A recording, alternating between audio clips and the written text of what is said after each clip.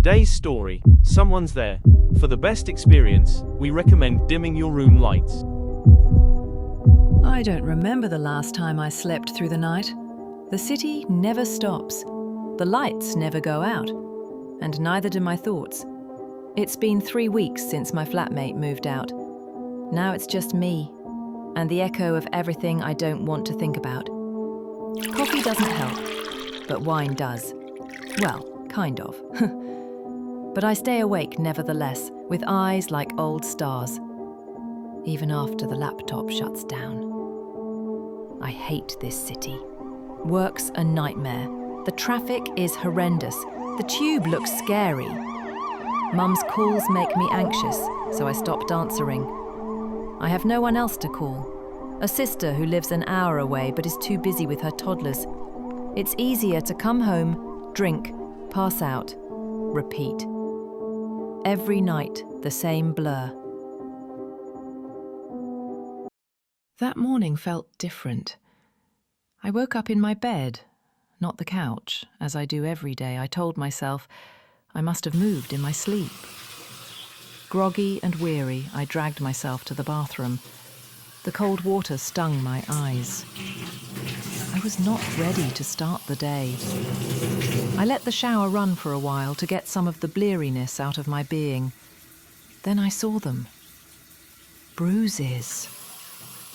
Dark, finger-shaped marks near my wrists. Were my eyes doing tricks? I rubbed my skin, but they wouldn't go. I saw some at the back of the elbow. What were these? How did they appear? Nothing made sense. Was I losing chunks of time? It can't be that bad. No, this has to have another explanation. I stepped out to face yet another day, but the thought didn't leave my mind.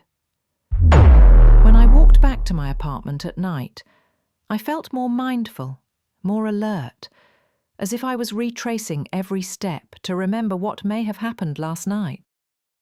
I turned in the key, dropped my bag quietly on the table. A thought crept in. What if there was someone in my apartment yesterday? I didn't head for the couch. I went straight to my room and shut the door. My heart was pounding. The room doors have no locks. My mind kept circling back. If someone had been here last night, where would they be now? The door was locked when I left for work. If they were here, they never left. Maybe it is nothing. I called my mum just to be distracted for a bit. Her voice was like white noise.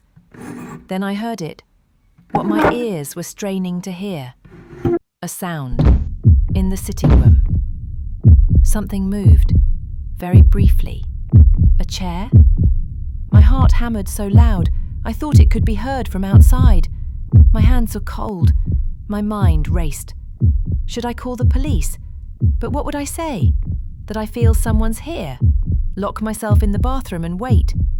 If someone's in the house, I'm trapped. My palms were sweaty.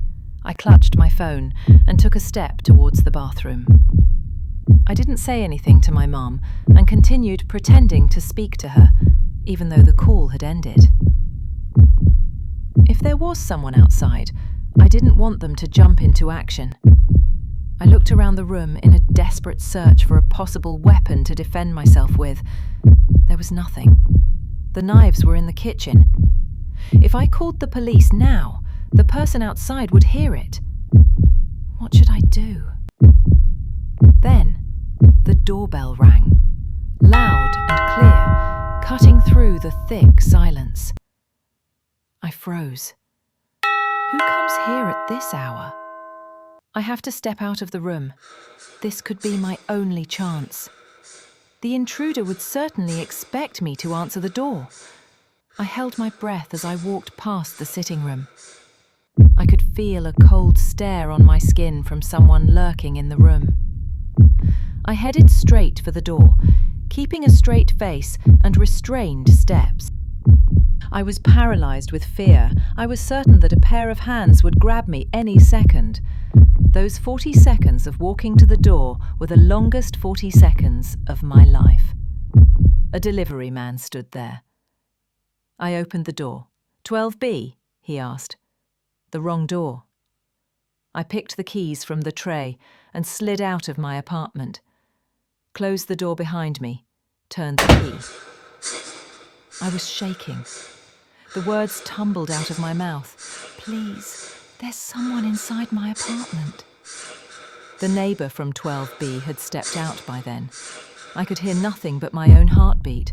Someone was calling the police. Are you hurt? Someone asked. Here's some water. I felt the place swim before my eyes. Police came. They went in.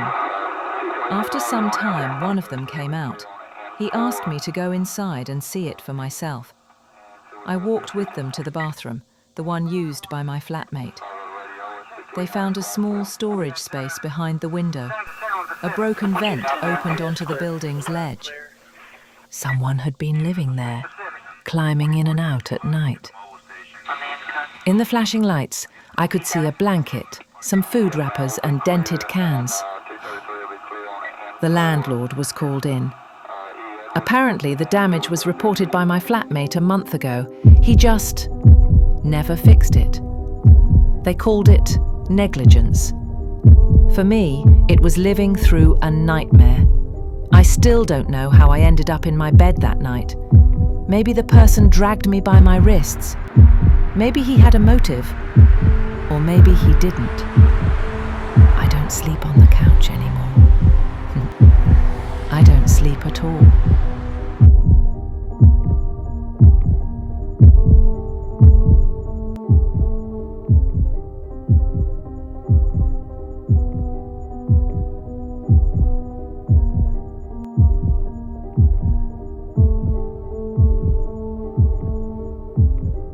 If you like this story, please do not forget to hit the like button and subscribe for more.